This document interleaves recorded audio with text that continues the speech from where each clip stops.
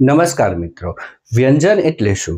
વ્યંજન એ એવો વર્ણ કે ધ્વનિ છે કે જેના ઉચ્ચારણ વખતે જ્યારે આપણે લીધેલી હવાને બહાર કાઢીએ ત્યારે મુખના વિવિધ જેમ કે કંઠમાં, તાળવામાં, જીભમાં, દાંતમાં, હોઠે આ બધાને સ્પર્શ કરીને ધ્વનિને અથવા હવાને એક આકાર આપે છે. દાખલા તરીકે પ, તો પ બોલવામાં, આ વ્યંજન બોલવામાં હોઠ ભેગા થઈને સ્ફોટ સાથે ખુલે છે.